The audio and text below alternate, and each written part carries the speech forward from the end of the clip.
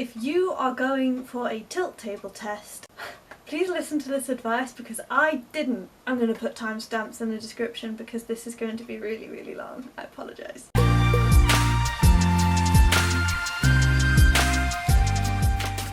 If you have been following me for the saga of what's wrong with my heart, you might have seen the cardiac memo test and then the results of that with the next step saying we're going to go for a tilt table test. So that happened, and it was going to be a vlog, but I really haven't been very well for it, for reasons I'll explain in a minute. But it started with a missed phone call. Cardiology rang me to book an appointment and I missed it. And as a deaf person, phone calls not the best way to reach me anyway, but pandemic, and I don't know, they just don't necessarily just book you an appointment. I think they wanted to ask, not the point. But I missed it, and they left me an answer phone message saying, please call back on this number. So really not that long later, I called back on that number to be told that the lines were closed, try again tomorrow. But it was a Friday, so they weren't open tomorrow. So I called back on Monday, about 12 o'clock-ish. Don't really remember the exact time, but it was well within the opening hours. And I sat through 40 minutes of dial tone before it disconnected me. And then I rang back and immediately got through to a human who then told me they had already booked the appointment and that I didn't need to call back and just keep an eye out for the post. So I kept an eye out for the post, and instead of an appointment for a tilt table test, it was an appointment for a phone call. And it was my doctor, who I have never met. I did film it, but the audio quality really isn't good. Me in the room with my hearing aids in and on speakerphone as loud as it would go, I struggled to hear it, so the camera microphone didn't really pick it up that well. To sum up, he wanted to assess whether I actually needed a tilt table test or not. There were so many screening questions and so many basic questions that he should have had in front of him. Something that was really noteworthy was they were not focusing on historic episodes of me passing out, being dizzy, being referred to urgent care, me going to the doctor saying, hey, I pass out a lot, can we maybe sort this? No, what he decided that we were focusing on was the vasovagal syncope episode that I had in my allergist appointment. If you want to know more about that, I'll put a card up here. And then the allergist said, this sounds like POTS. Previous doctors have always said, oh, that'll be POTS, oh, that'll be POTS, and referred me for not referred me, but pointed me in the direction of eat salt, drink lots of water, pickles are good, if you feel faint, lie down. They'd pointed me down the direction of treating POTS without medication, but I wasn't actually formally diagnosed with it at all. I'd done the poor man's tilt table test where they do blood pressure sitting down and then you stand up and they do it at intervals, but I didn't know that couldn't give you a POTS diagnosis at the time, because B, I was being told that, oh, POTS explains this, but no further action was being taken. So yeah, it's a complicated history, but I really don't understand why they decided to focus on that one fainting episode, and I had to be very frank on the phone with him, which I have anxiety and I don't like confrontation, but I've been fainting since at least 2015, it's been longer than that. But 2015 is a year that I know I ended up in urgent care with chest pains and passing out. I was just at work. I used to sell ice cream and pasties in a shop in Cornwall. It's the least stressful job I have ever had, and then I passed out with chest pains. It wasn't a panic attack, but they told me it was a panic attack. But that is the dates that I know that I went in. And I can't remember if I went in before that because I grew up in pain and that was the focus. He was like, oh, okay, so you're here because you fainted in an allergy test. And I'm just like, no, I'm not. I'm here because I've been fainting for at least the last 5 years. Since 2015, having dizzy spells definitely longer. I've been in urgent care, I've been in A&E a couple of times because I have fainted and people have sent me there. I've been to the doctor about, hi, I feel dizzy and I faint sometimes. A lot. We are not here because I fainted in an allergy test. And he was like, oh right, okay. So in this allergy test, I was like, oh, Jesus Christ. Long story short, he told me to eat salt, drink water, but we will book you in for a tilt table test. It was the most pointless phone call I've ever had medically. Next up, I got my letter. This looks like a blank piece of paper, but it's not. I apologise for the rant. I'm going to read this letter to you, and then I'm going to talk about the prep for the test, so coming off of my beta blockers, spoilers. Then I'm going to talk about the test, and then I'm going to talk about how the test I got differed from the test that I was told I was having. So, an appointment has been made for you to have a tilt test. This test will be carried out in this ward at this hospital on Monday the 19th of October 2020 at 1:30 p.m. It is important that you arrive 10 minutes before your appointment time. We cannot guarantee late arrivals will be seen. Please stop taking your propranolol as directed by your doctor prior to this test. No doctor ever actually directed me to stop. I figured I would have to stop, but nobody actually told me, and nobody told me how, and nobody told me what to expect. FYI. Standard stuff about contact if you can't make it. I'm not going to read all of it because, as you can see, it's quite long. So I'm going to read this text here. A tilt test is a way of monitoring your heart and blood pressure when you are in a controlled lying down and standing up positions. For the first 15 minutes, the couch will be flat. After this time, the couch will be tilted head up to a near standing position. You are expected to stand, support yourself for 45 minutes, and there is a foot plate on the couch to rest your feet and Velcro safety straps to make sure you feel secure during the test. Throughout the test, sticky tabs will be attached to your chest area, which will be attached to an ECG machine to monitor your heart. You will be fitted with a small cuff on your finger, which will monitor your blood pressure. It is advisable that you wear loose, comfortable clothing. This test is scheduled to take just over 1 hour and will be performed in a warm, quiet room where you will be continually monitored by a technician. It is vital that you arrive on time for your appointment so that we can perform all the tests we have booked. So that's the summary guide I was given with this piece of paper that basically just says you need to stop this medication, and it's got a list of the types of medication that you can't take, and stop this medicine and then my specific medication. And then it says day of test, and they've circled Monday. Take your last tablet on the day circled 2 days before, and they've circled Friday. So I was to stop my propranolol the Friday before. And that is what I did, sort of. I actually took my last tablet on Thursday because I just plain old didn't check. I saw Friday was circled and I was like, oh, I won't take my meds on Friday.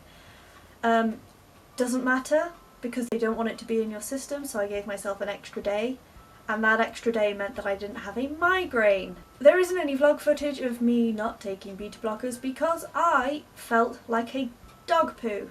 I really didn't feel very well. I had a work appointment on Friday and it had to be cut short because I was like, I can't sit up, I cannot read, I cannot see, I cannot do my job right now. I could feel that my heart rate was higher than normal because beta blockers do lower your heart rate. That's kind of what they're for, sort of. One of the many things that they're for. So I was feeling the effects of that, definitely.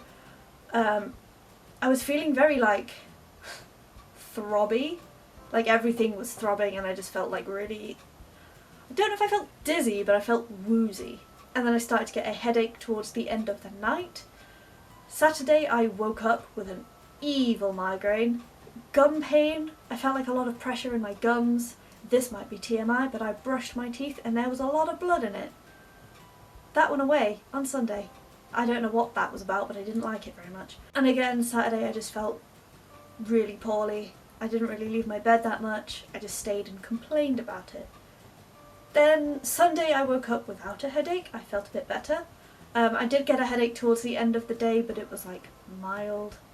And I just felt dizzy and a bit not great. I felt really poorly.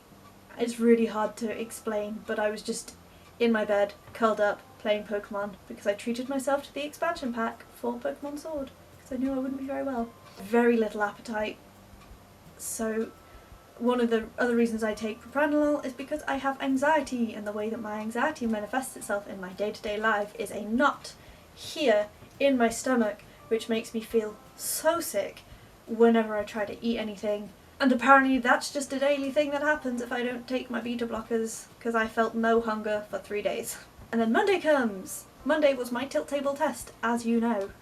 I wasn't given any specific instructions to not eat for a certain amount of time beforehand, but when I googled the test, some places said 4 hours, some places said 2 hours, and because I know I do get nauseous when I am symptomatic of whatever the problem is, I elected to not eat 3 hours before, and then because I'm in Nottingham, and we are currently a cesspit for coronavirus, I elected to walk. Walking there was fine. I thought I would walk back. Spoiler alert, that didn't happen. It's a 24-minute walk according to Google Maps, but it took me about an hour to get there because I had to take my stick, and I was not, like, the balance when this is, like, without beta blockers and when I'm feeling all symptoms and stuff, the balance, not good. So I had to use my stick as both guiding me to walk in a straight line and to, like, keep me on my feet. It was a slow walk. So it took me about an hour to walk there, and I had to stop halfway for a sit down. And when I got there, my heart was racing. I didn't feel good. But I went to check in, so I sat down, and then one of the nurses that was doing my test came out at exactly my appointment time and said, "We're running 20 minutes behind, is that okay?" And I'm like, well, I'm not going to go home, am I? Where am I going? But I understand that it happens. Totally fine. And it actually gave me time to calm down. And this nurse was the nurse that I had for my cardiac memo test. And I cannot put into words, when you are feeling like an anxious wreck, having a nurse and a friendly face that you recognise, and who is also just wonderful.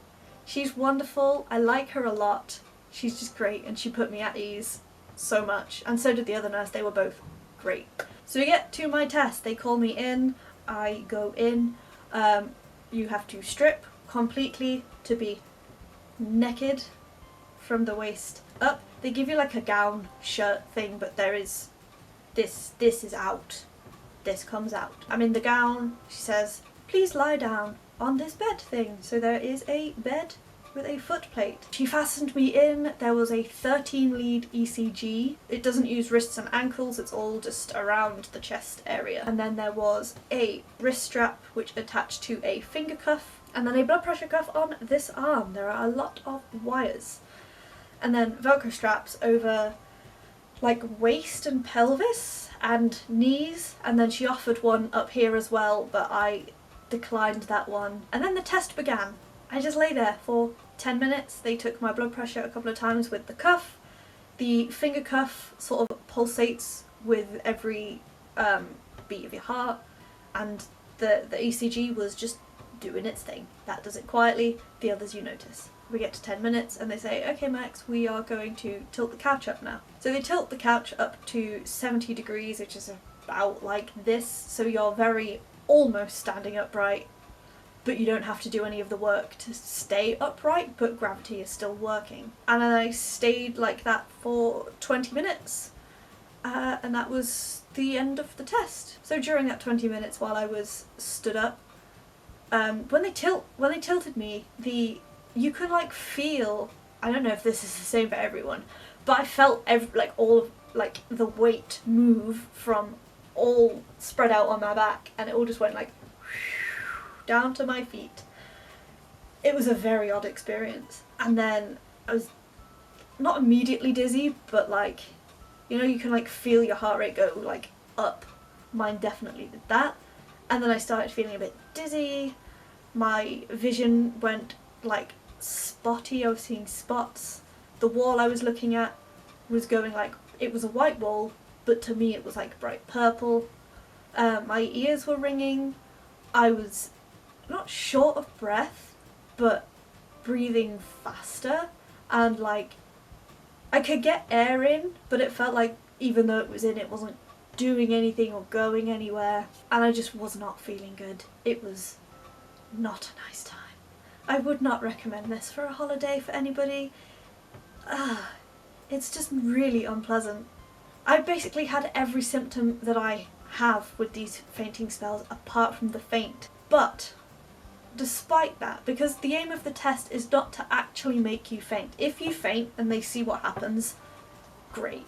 If you don't, they are still looking at what's happening. Like, you don't have to faint to have a POTS diagnosis, because it's postural orthostatic tachycardia syndrome, not postural orthostatic trip to the floor syndrome. The diagnostic criteria that I've read on the NHS website is just an increase of 30 beats per minute or more within 10-20 minutes of standing. So you don't need to actually faint. So not worried. After 20 minutes they reclined the bed back down so it was flat and let me recover for a bit. I was guided to move my legs in a certain way to bring my blood pressure back up. I flat out asked, do we have answers? And they said, yes, we have an answer for you. But they did not tell me what that answer was. I did ask, but apparently they have to write it up and send it to the doctor first. Which is fine. I'm just happy we got an answer. So then it comes to leaving. What they like to do is they like to just have you sit in the waiting room for a few minutes after so you can like recover. Because the point of the test is to invoke symptoms. But the symptoms don't go away when you stop the test necessarily. Like, I still wasn't on my beta blockers. My heart was still like way fast. My blood pressure still wasn't fantastic. I was still feeling pretty crap, to be honest. So they gave me a glass of water, well, like a little plastic cup of water, and they said sit in the waiting room. So I did. I felt no better. I felt like I was still tilted up on that table. So my plans to walk home, no. That was ambitious at best and foolish if we want to be totally accurate about it. So I didn't make any transport plans. So I had to message around on Facebook to my friends that I know drive. Be like, please come get me. Please. I'm so broken. Luckily my friend drove me home. Then I got some food in me. I took a beta blocker like the moment I got home. And I feel a bit better now already. I really do feel like I've been through a lot. Because it's just been a lot. I just felt really bad and gone through this test that's basically, as many describe it, basically torture. So I didn't get to sleep until 5 o'clock in the morning. And then Animal Feed from Shropshire called me at 9:30 for some reason. I don't have an animal. And I don't feed them from... anyway. And then I took my medication this morning and we're now business as usual. And I had my first cup of coffee that I've had in about 6 days today. So I'm very happy about that. The bean water is good. So the differences between the test I was told I was going to have and the test that I actually had. We'll go through this point by point. For the first 15 minutes, the couch will be flat. It was 10 minutes. After this time, the couch will be tilted head up to a near standing position. Yes. Well, after 10 minutes, yes. You are expected to stand and support yourself for 45 minutes. Yeah, but I don't really think that means what I thought it meant. Because I thought I would have to like actually just stand using all of my muscles to keep myself upright. But I really just had to keep my knees straight and supporting me. Everything else was like, oh, I'm just sort of lying back against the bed. I'm really not having to do much work. And the test was only booked to last 20 minutes instead of 45. Yeah, to be fair, everything else was accurate. They really hyped this test up to be longer and worse than it was. It still wasn't good, but I'd much rather stay like that for 20 minutes than 45. So, being told I have an answer is great. I don't actually know what that answer is. So I'm going to leave this video there. We'll have a separate video for the results of do I have postural orthostatic tachycardia syndrome So don't forget to subscribe to my channel if you haven't already so that you don't miss that video, and ring that notification bell so you get notified every single time I post a new video. I can't promise when the results are going to be, so make sure that bell is rung. Like this video and drop a comment down below if I have not covered something that you want to know. I'm more than happy to answer questions at any point. See ya!